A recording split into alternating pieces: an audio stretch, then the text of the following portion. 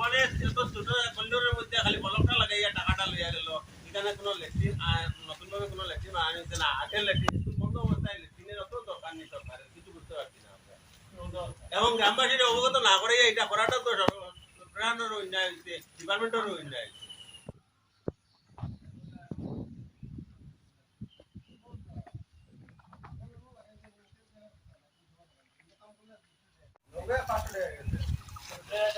Anganwadi centre আছে কিন্তু দেখা যায় এখানে মানে ছাত্রছাত্রীর পড়াশোনা করানো হয় না, এটা কেমন দিন থেকে? এটা বাঁকা দিন থাকে না, বাঁকা দিন থাকে এখানে খরানি হয় না। হ্যাঁ করাই না তাহলে তো ইয়ে করা হইতো না। হ্যাঁ যে অঙ্গনাদি সুপারভাইজার আছে, হ্যাঁ এরা এখানে মানে পড়াশোনা হয় না বা এই অঙ্গনবাড়ি সেন্টারের এই অবস্থা, এটা কোনোদিন সুপারভাইজারকে জানাইছিলেন? এটা জয় জানাইছে আমরা প্রেসিডেন্টে জয় নিছে পঞ্চায়েতে পঞ্চায়েতে নিছে বুঝলি। হে তো সকালে আমার ফোনটা তুলতে পারবে মাস্টার। না না পঞ্চায়েতে মারো, পঞ্চায়েতে মারছে, পঞ্চায়েতে করো, ও পঞ্চায়েতে করছে কাম।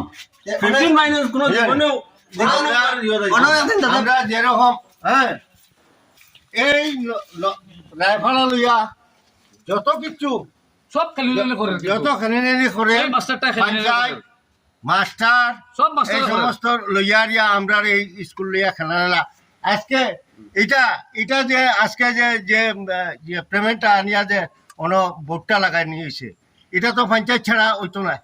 কোথালে পঞ্চায়েত বিকালে পানি পড়া হ্যাঁ স্কুল হয়তো পঞ্চায়েতে করছে, পানি বন্ধ করছে গিয়া কইছিল। হ্যাঁ এখন আপনারা কিটা চাইন? এখন আমরা আইনের রাস্তা চাই, আইনের রাস্তা চাই, বিহিত ব্যবস্থা হইতেছে, বিহিত ব্যবস্থা যে কোনো ব্যবস্থা করার, নাইলে মানে পঞ্চায়েতে তো আমরা আপনিও কথা হইতে চাইতেরা যে কেন গ্রামের মানুষের অন্ধকারে রাখি এখানে আনিয়া নতুন একটা স্কিমর বোর্ড লাগাইয়া মানে টাকাটা আত্মসাৎ করে নিয়েছে। আত্মসাৎ করছে। আপনার নাম কি? আমার নাম বাবুরাম রায়। আমার নাম তো গৌতম রায়। আমি ডেইলি সকালে কেন একটু ব্যায়াম শ্যাম করি আর কি। তো ব্যায়াম শ্যাম করতে গিয়ে ব্যায়াম শ্যাম করি দিকে তো কেউ জানে না কিছু না, হ্যাঁ হঠাৎ দেখি বোর্ডগুলো লাগাই। তাই আমি মাস্টারের স্কুলের মাস্টারের ফোন করলাম, 3 বার ফোন করছে, হে ফোনটা তুললো না।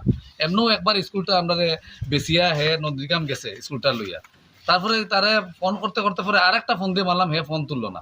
তখন আমি চিন্তা করলাম বলে একটা বিহিত ব্যবস্থা করতে লাগে। হ্যাঁ এমনও আমরা স্কুলটা দেখো এসসি এরিয়ার স্কুল, হে 900 করিয়া নিয়া 4টা ছাত্রর লগে নিয়া 25টা ছাত্র নিয়ে মিলাইছে। হ্যাঁ বাধ্য ইয়া এখন আমরা যদি প্রয়োজন হয় আইনের আশ্রয় লইমু। হ্যাঁ এর লাগে আমরা সাংবাদিক ভাই হলেও ডাকছি, আপনারা আমরা সাহায্য করেন। হ্যাঁ খে বা কারা লাগাইছে আমরা তো কইতে পারি না। হ্যাঁ এটা কেমন দিন তাই লাগাই? আমি আজকে সকালে দেখছি। মানে স্কুলটা কি এমালগেশন হয়ে গেছে? স্কুলটা এমালগেশন হয়েছে 2000 নিতো কত হয়েছে 2022 হয়েছে না নি? হ্যাঁ বর্তমানে এই স্কুলে পাঠদান হয় না? না পাঠদান হয় না, স্কুল বন্ধ থাকা অবস্থায় মানে এইভাবে 2 নম্বরই চলে। 2 নম্বর স্কুল টয়লেটটা আগেও হয়েছে, অনেক আগে হয়েছে, 2020 হয়েছে টয়লেটটা। হ্যাঁ হ্যাঁ আজকে দেখি সকালে দেখি একটা বোর্ড লাগাইলেন কেন?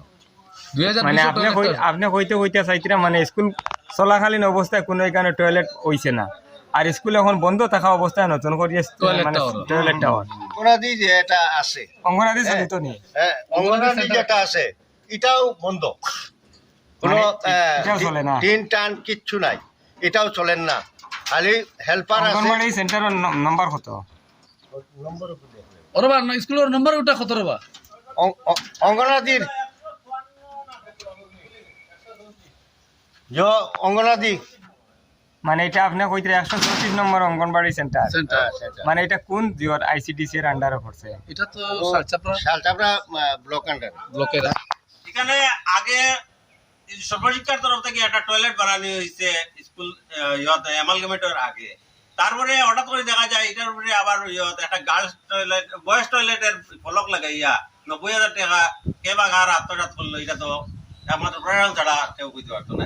এখন এটার লাগিয়া সুরা লাগিয়া আমরা সাংবাদিক বাইরে ডাকিয়া আজকে এই আমরা সাংবাদিকরে অবগত করি আর যে এইরকম ভুয়া টাকা আত্মসাৎ করা হওয়ার এবং ফল স্কিম দেখানি হওয়ার, এবং দেখা গেছে দুর্নীতি আগের থেকে 2 গুণ 3 গুণ হইয়া দুর্নীতি চলে, দুর্নীতি বন্ধ হয়ে বর্তমানে স্কুলটা বন্ধ নেই, বর্তমানে স্কুল বন্ধ। কেমন দিন থেকে বন্ধ আছে? 2022 মার্চ থেকে স্কুল বন্ধ। স্কুল কিন্তু এমালগেশন হয়েছে। অ্যামালগামেশন। এখন আপনি কিতা হইতে চাইবা? এখন এটা যদি হয়তো সম্পূর্ণ যদি টয়লেটের স্কিম হয়ে থাকে তাহলে টয়লেটটা বন্ধ, টয়লেট না বানিয়ে টাকাটা এখানে আত্মসাৎ করা। এটা সুবিচার স্যার আপনি। এটা জনগণের উন্নয়ন কল্পে এটা তো রাখা হয়েছে।